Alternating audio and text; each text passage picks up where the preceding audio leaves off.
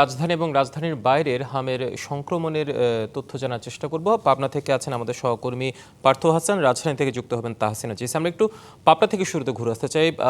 পার্থ, আপনি দেখতেই পাচ্ছেন একটা হাসপাতালে আছেন খুব সম্ভবত। কেমন দেখছেন পাবনা জুড়ে আসলে হামের সংক্রমণের পরিস্থিতি, জানাবেন? ধন্যবাদ হিমাদ্রি। আমি এই মুহূর্তে রয়েছি পাবনা জেনারেল হসপিটালে। আপনি নিশ্চয়ই জেনেছেন যে এর মধ্যে কিন্তু পাবনাতে যে হামের প্রকোপ এটি কিন্তু দিন দিন বেড়েই চলেছে। আপনাদের গতকালকে সংবাদের মাধ্যমে আমরা জানিয়েছিলাম যে গতকালকে মোট রোগী ভর্তি ছিল 26 জন। আজকে কিন্তু আমরা দেখলাম যে সেটি কিন্তু সংখ্যা দাঁড়িয়েছে 31-এ এবং এই রোগীর অধিকাংশই কিন্তু শিশু। এই মুহূর্তে 26 জন শিশু এবং 5 জন পূর্ণবয়স্ক রোগী কিন্তু পাবনা জেনারেল হসপিটালে ভর্তি রয়েছে। আমরা এই মুহূর্তে একটু জেনারেল হসপিটালের যিনি আরএমও রয়েছে আমরা তার সাথে একটু কথা বলবো, আসলে বর্তমানে হসপিটালের চিকিৎসার কি পরিস্থিতি এবং তারা আসলে কতটুকু চিকিৎসা দিতে পারছেন বা কেমন রোগী সারা পাচ্ছেন সেটা একটু জানতে চাই। আসলে বর্তমান পরিস্থিতি কি এটি? ধন্যবাদ। আমাদের পাবনা জেনারেল হসপিটালে বর্তমানে হামের রোগীর চিকিৎসা হচ্ছে 30 জন রোগী ভর্তি রয়েছে। এর মধ্যে 26 জন শিশু এবং বাকি রোগীরা প্রাপ্তবয়স্ক। হামের রোগীদের মধ্যে বেশি আমরা পাচ্ছি ব্রঙ্কো নিউমোনিয়া, যেটা নিউমোনিয়া নিয়ে রোগীরা বেশি আসছে এবং সবচেয়ে দুঃখজনক যেটা সেটা হচ্ছে যে আক্রান্ত হচ্ছে বেশিরভাগই 0 থেকে 9 মাস বয়সী বাচ্চারা। যে টিকা দেওয়া শুরু হয় যে 9 মাসের পরে, 9 মাস এবং 15 মাসে, সেই বাচ্চাদের তুলনায় 9 মাসের আগেই আক্রান্ত হওয়ার সংখ্যাটা বেড়ে যাচ্ছে। এবং যেহেতু ছোট বাচ্চাদের আপনি জানেন যে রোগ প্রতিরোধ ক্ষমতা কম থাকে এবং তারা অল্পতেই একটু বেশি অসুস্থ হয়ে পড়ে।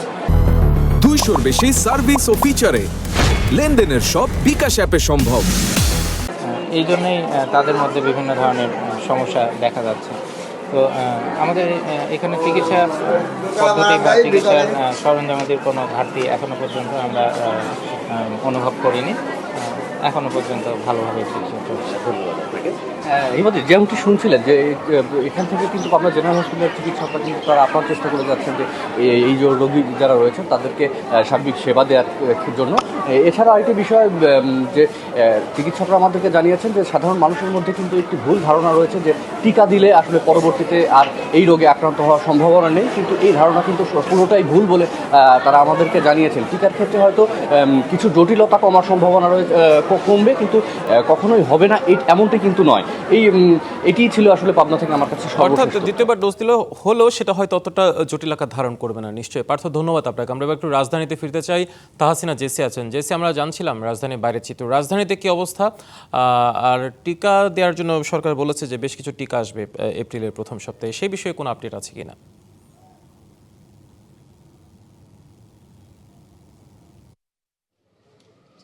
হিমাদ্রি, আপনি জানেন যে সারা দেশে আসলে হামের যে উদ্বেগজনক পরিস্থিতি, সবচেয়ে বেশি উদ্বেগজনক পরিস্থিতি আমরা এই মুহূর্তে দেখতে পাচ্ছি আসলে রাজধানীর যে সংক্রামক ব্যাধি হাসপাতাল রয়েছে সেখানে। কারণ আমরা যে পরিসংখ্যান দেখছি গত কয়েকদিন ধরে, যে চলতি বছরে এই হাসপাতালে হামে আক্রান্ত হয়ে প্রায় 23 জন শিশুর মৃত্যু হয়েছে। এটা আসলে সত্যি খুবই উদ্বেগজনক একটি বিষয়। আমরা গত কয়েকদিন ধরে এই হাসপাতালে আসছি এবং আমরা দেখছি যে এখানে হামের রোগীর প্রচণ্ড চাপ এবং অন্যান্য সময় এখানে হামের রোগীদের জন্য মাত্র 8টি শয্যা থাকে।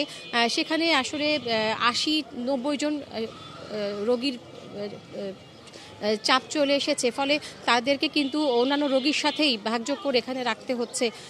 ফলে স্বভাবতই এই হাসপাতালে একটা রোগীদের শয্যা সংকট দেখা দিয়েছে। আমরা গত কয়েকদিন ধরেই দেখছি যে হাসপাতালে বারান্দা, মেঝে, করিডোর সবখানেই ছোট ছোট শিশুদের নিয়ে অভিভাবকরা আশ্রয় নিয়েছেন। আরেকটু জানিয়ে রাখি যে গতকাল পর্যন্ত এই হাসপাতালে প্রায় 90 জন হামের রোগী ভর্তি ছিলেন। আজকে এখনও আপডেট সংখ্যাটি তারা আমাদেরকে জানাতে পারেননি, হয়তো বেলা 12টার সময় তারা একটি ব্রিফিং করে তারা আমাদেরকে জানাবেন। এছাড়া আমাদেরকে জানিয়েছেন যে আইসিইউতে এখানে 7টি শয্যা রয়েছে এবং 7টি শয্যাতেই কিন্তু হামের রোগীরা ভর্তি রয়েছে। এছাড়া 23 জন শিশু এ পর্যন্ত মারা গিয়েছে। গতকাল এখন পর্যন্ত কোনো শিশু মারা যায়নি বলে তারা আমাদেরকে জানিয়েছেন।